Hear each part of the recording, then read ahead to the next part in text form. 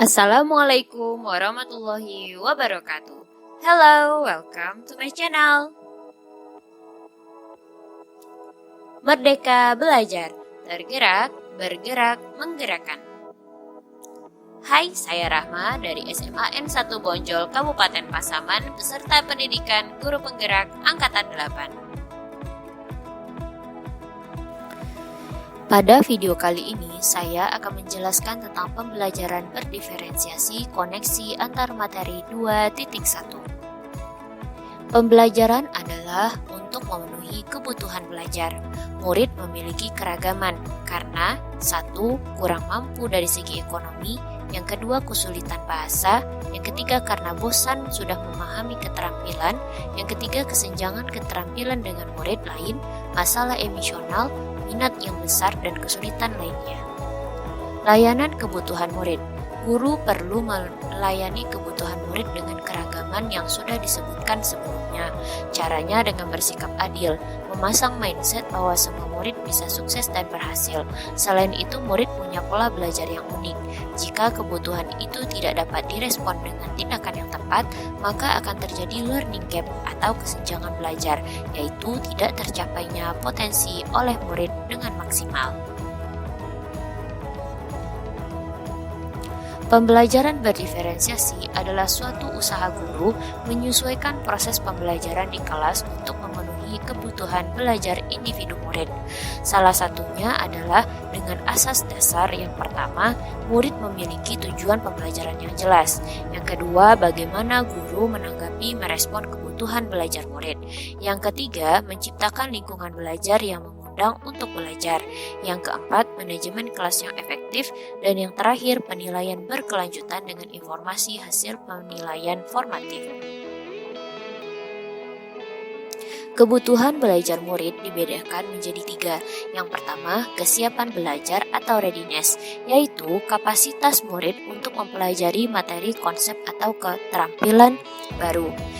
Caranya bagaimana? Guru dapat melakukan pemetaan identifikasi kebutuhan belajar berdasarkan tingkat kesiapan belajar untuk memodifikasi tingkat kesulitan pada bahan pelajaran, sehingga dipastikan murid terpenuhi kebutuhan belajarnya. Yang kedua adalah minat murid, yaitu suatu keadaan mental yang menghasilkan respon terarah kepada suatu situasi atau objek tertentu yang menyenangkan dan memberikan kepuasan diri. Caranya adalah dengan guru menciptakan situasi pembelajaran yang menarik perhatian murid, menciptakan konteks pembelajaran yang dikaitkan dengan minat individu, mengkomunikasikan nilai manfaat dari apa yang telah dipelajari murid, dan menciptakan kesempatan belajar di mana murid dapat memecahkan persoalan. Yang ketiga adalah profil belajar murid, yaitu cara bagaimana kita sebagai individu belajar paling baik secara natural dan efisien. Cara yang dapat dilakukan oleh guru adalah memvariasikan metode dan pendekatan mengajar sesuai gaya belajar murid.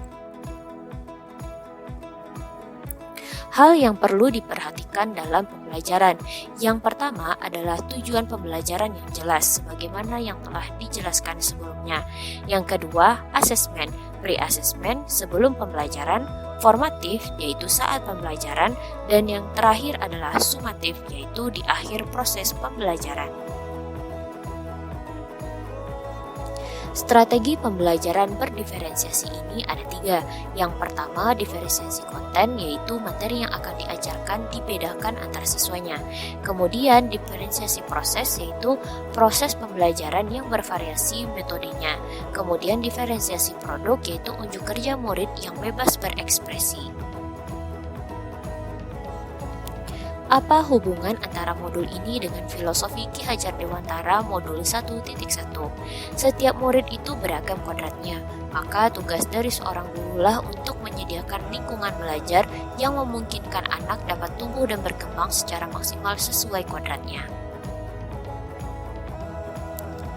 Hubungan antara modul ini dengan modul 1.2 nilai dan peran guru penggerak, yaitu dengan adanya tugas guru untuk menyediakan lingkungan belajar yang tepat sesuai kebutuhan belajar murid, maka perlu adanya praktik nilai dan peran guru sebagai berpihak kepada murid, mandiri, reflektif, kolaboratif, dan inovatif, agar lingkungan belajar yang berdiferensiasi dapat terciptakan dengan baik.